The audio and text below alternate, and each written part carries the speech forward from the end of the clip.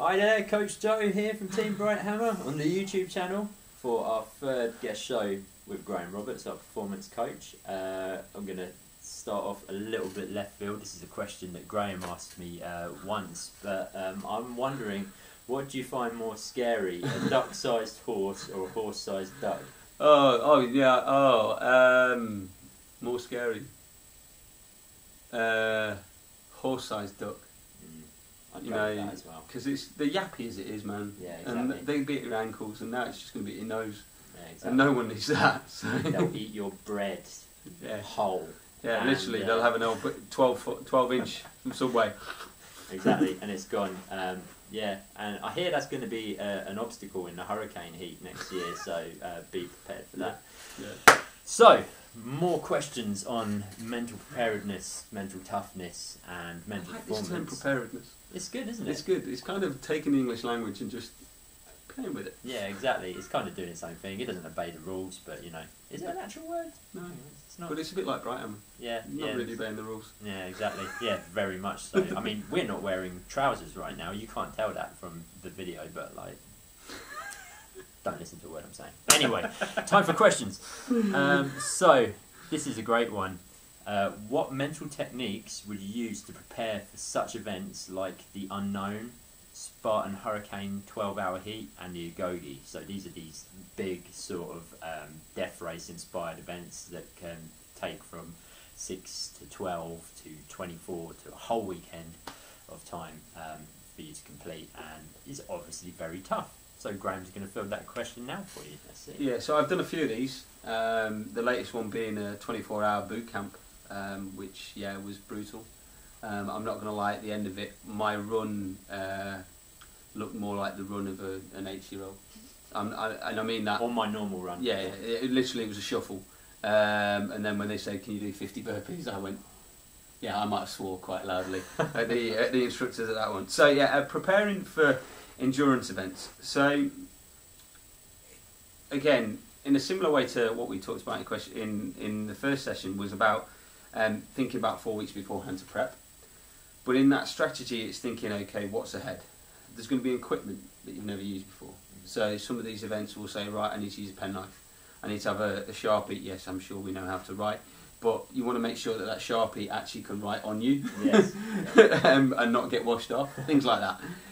Because you don't want something that's going to be unknown when you go into it. You want to minimise the number of unknowns that you have. So to give you a bit of the background to it, there's a guy called Timothy Galway who back in the 60s wrote a book called The Inner Game. Mm-hmm.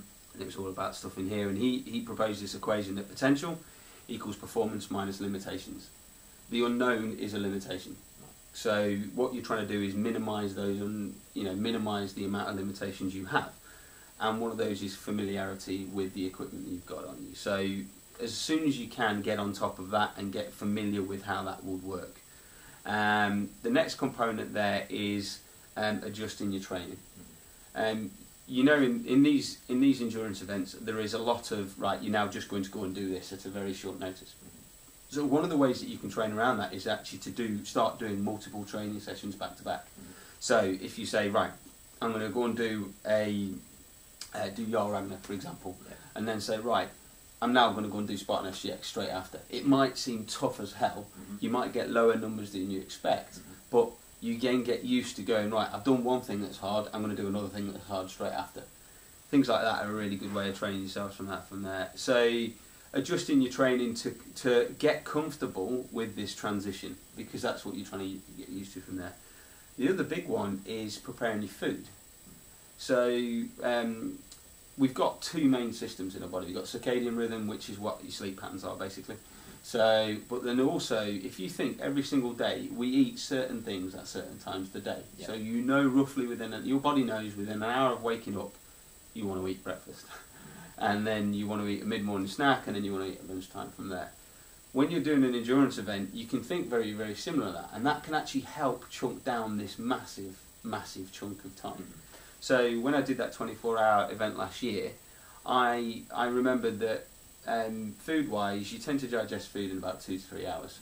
So I worked on a 3-hour cycle of food, meals. So the first one was a protein shake, because you need protein back. Second one was some protein and some carbs, so white rice and chicken that I had prepared, and I just had a few spoonfuls of that, so not to overfill myself. And then the third one was a sugar replacement, so I was using Platinos to just get an extra thing from there. But what that did was, rather than thinking about 24 hours, I was thinking about 3 hours, always, and just going, right, that's 3 hours, let's go through that 3 hours.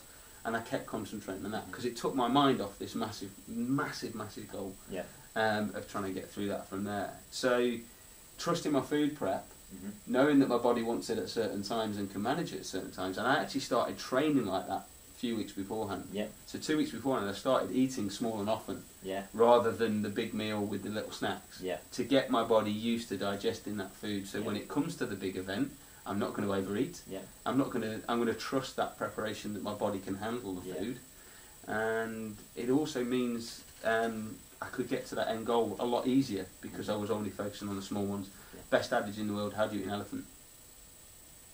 In bits, is it? Bite-sized chunks. Bite-sized chunks, yeah. And it's the same principle. If you've got a 60-hour goal, which is the Agogi next year, that I'm doing, so anyone wants to come on board, please, I'll get you there. I'll be with you. So he's going to prepare all your food as well.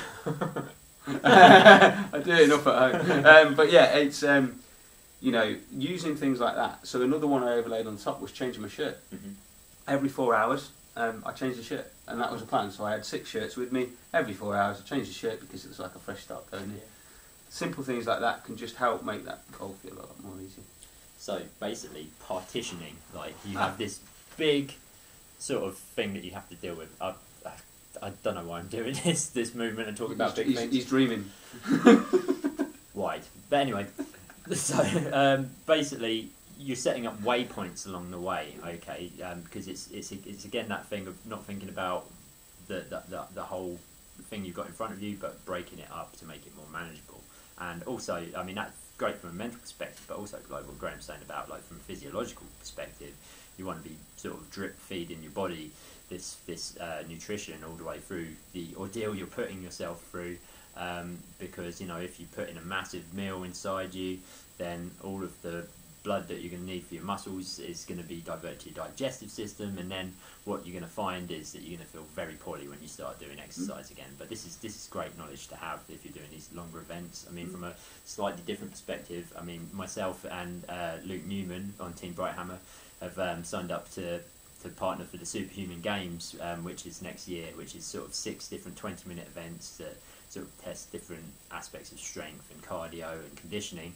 But it's all across the day, so you know you're going to have that 20-minute intense hit of activity, and then it's all going to be about sort of having enough recovery before getting to the next event. And whereas that's going to be sort of resting between events and trying to stay mobile, it's a similar sort of premise. You know, you're going to have the right nutrition strategy, because obviously there's going to be some sitting around involved as well. So it's going to help getting through to the next event and keeping myself focused and himself focused for it. Consequently, but like, you know, my hat goes off to you if you are doing one of these long endurance events like the Hurricane Hit or the Agogi. So you know, it's great to have a strategy for that and be prepared, and you know, get your food into you and just break it into chunks to make it more manageable. Yeah, anything's possible. Exactly. Anything really is possible, and I know they talk a lot about what you learn about yourself on these things, and you will always learn about things. If you go and find my Facebook feed, you'll find a video from 4 o'clock in the morning from that 24-hour one. I do not sound in a good place, and I think I might have called out that I'm in a dark spot, but even acknowledging that was key to then completing the challenge. So it's good. I can feel that. I think like the first time I did, well, it's actually the second Scottish Spartan race I did. The first one was in 2014, and that was a fairly flat sprint course, and that was, you know, it was pretty tame from Spartan standards. So then turning up for the first super they had at 9 Mile Burn outside of Edinburgh was ridiculous. I mean, like, going out for supers, the longest super I did previously to that was probably 2.5 hours. Was out there 4 hours and 20 minutes, was not prepared nutritionally speaking.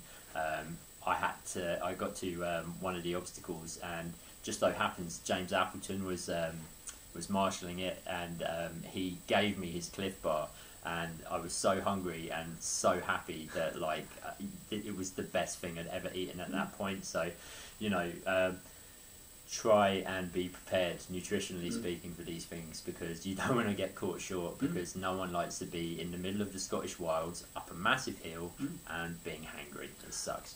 It's a really interesting one, actually, because if you put too much food in, it can feel like it's really sick. So high calorie foods. Yeah. Top 2 high calorie foods I know: peanut butter, Nutella. Damn, son.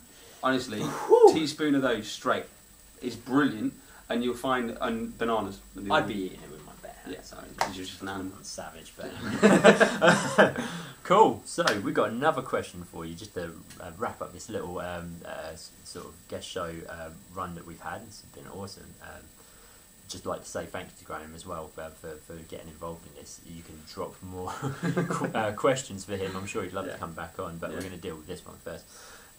So, this is a great question. How would you mentally prepare yourself if you were in a race and you came up against an obstacle that you had no prior training for?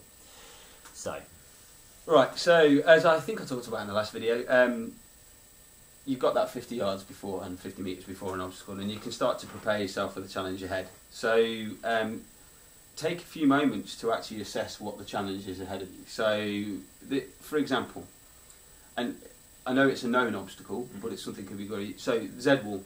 Yeah. Turn up to Z-wall. We all know there is a blind corner in that Z-wall. There is nothing, as far as I can tell, in the rules of Spartan, to stop you from actually going looking where that hand and foot placement is round that corner before you stand on it. Yeah.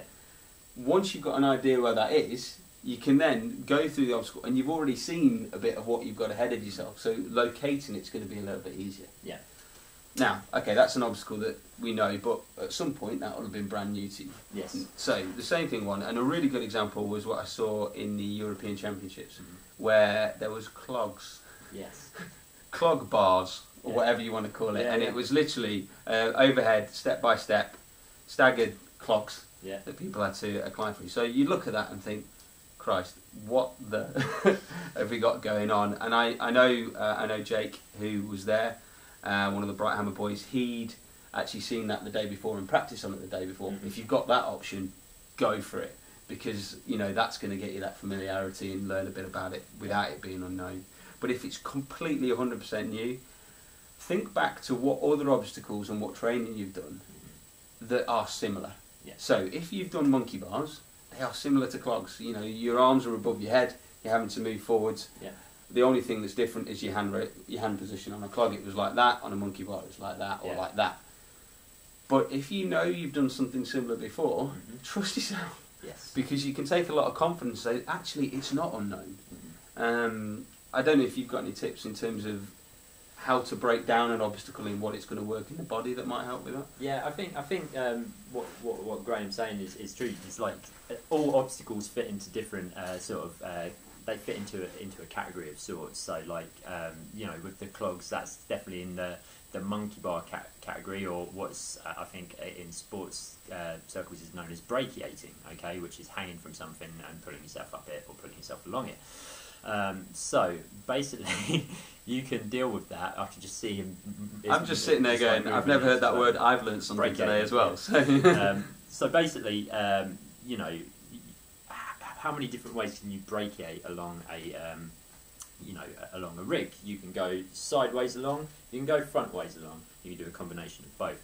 So if you haven't got a bunch of clogs to practice hanging from, then probably, if you can get access to monkey bars, devote yourself to a monkey bar session where you try and get across them as many different ways as possible. Different handholds, different widths of grabbing, that sort of thing. And then you'll be used to the actual travelling across the obstacle and how you need to reach for it. As for the, with any sort of brachiating obstacle or with any sort of, monkey bars and stuff, there's going to be different handholds. Sometimes you have bars, sometimes you have rings, sometimes you have like long things that you grab hold of. Don't laugh. And then sometimes you've got clogs. No. Fantastic. I'm a pro, but anyway. So that sounds wrong. I just figure I could be talking about someone else. Who knows? Anyway, we'll leave it in. So yeah, we'll leave it in. But so get used to like holding, carrying, gripping things in different ways as well. So don't get if you're doing farmer's walk, don't just get used to carrying things by handles. You know, get used to carrying things by pinching them. You know, plate pinches. So like you get the big Olympic plates, grab hold of them and walk as far as you can, because you're going to be working your grip in a different way. I know what he's going to grab behind me now as well. These things. Oh yeah, baby. The fat grips. These are great if you're not used to grabbing girthier objects. So you can wrap this round a kettlebell, as I've said before, or on a monkey bar or pull-up bar, and get used to grabbing things at different widths. I did this last night, so I got some last night, because I usually do log carries, and they're quite foam handles. I put a pair of these on, completely different experience. How was it using a knife and fork afterwards? I used a spoon. Made it easier. But yeah, I could imagine that my forearms today are tough. But I just have an image of you with this steak balanced on a spoon. Yeah, just literally just trying to balance it on. You know. So yeah, just being prepared to try things a different way. If you master something one way, then do it a different way. So if you come to a rope climb in a race and you're used to maybe using a J hook because you learned it in the gym, and it's you know, if you come across that rope in a race and it's muddy, you might find the J hook slips out a little bit. Be prepared by knowing how to do an S wrap, you know, and then you know, just break things down into categories. How many different ways are there? You know, if you've seen an obstacle at a race, it might not be a race that you've done, but you see it and go, well, I might find that challenging. That looks difficult. Think of a way to tackle it. I mean, you know, you can buy yourself a load of hand towels pretty cheap from B&M or something like that, hang them over monkey bars, put a rubber band around it so it's secured in place, and then you can try gripping across using that. I mean, it's not going to be easy, but like it's going to be a good way of teaching your body to work in a different way, which is going to make you more prepared. And it's going to mean those unknown obstacles that come flying at you are going to be a little less daunting. So. Yeah, no, I think that's exactly. You know, spend the time prepping, because your body's incredibly adaptable. The more times you've experienced different things. You know, I asked you a question about Spartan, didn't I, beforehand, because I went on the Spartan website and they've got a load of, here's some of the obstacles that we've got, here's what is pass and fail, which is great to know, because you don't want to get penalised for a stupid mistake. 30 burpees, man, sucks. Sucks. Yeah, but then also, go and look around the internet. You know, if you go and watch any of those course videos that they run, they can show you techniques of how to get through stuff. They can show you, you can see people doing it or failing it. Yeah. You know, just... Even watching those videos, yes, it's great to see what it's like, but learn a little bit from it that can help you when it comes to that day. Absolutely. So, like, I've got a sneaking hunch, and I'm not sure on this, but when it comes to the Spartan Beast in Windsor, there's going to be a traverse on a slack line. Don't know why, I've never done one. Right now, I am working how I can practice that beforehand, so it is familiar when I turn up to it. So, exactly. And, like, you know... here's a little hint for you as well about Windsor, just slightly off topic. Like, the carries have been absolutely brutal at Spartan this year, but also other races as well. There's been some brutal carries. Like, one that springs to mind is any of the ones that have been a pain and suffering, been disgusting. But yeah, at Spartan, the bucket brigade, where you have to carry the bucket out in front of you, be prepared for it. There's been a lot of very good races that have come a cropper because of that obstacle, and I think because it's the season finale, it's going to be particularly grotesque. So just start getting used to carrying heavy things in front of you. Just remember, think I can. Exactly, you can do it. I mean, like, say if that bucket was really, really heavy and it had, like, I don't know, a grand in it or something like that, or it was filled with diamonds, and if you dropped it, it was going to go everywhere and everyone's going to get it, I'm pretty sure you could find the mental toughness to keep hold of it. So just, you know, try your best, grab in, dig in, and just go for it. And we could do another video on that in the future. Oh yeah, I like that. Tease. But I think we have covered all of the questions now. I'd like to thank Graham again for being on the show. Thank you for the time. Being such a great guest.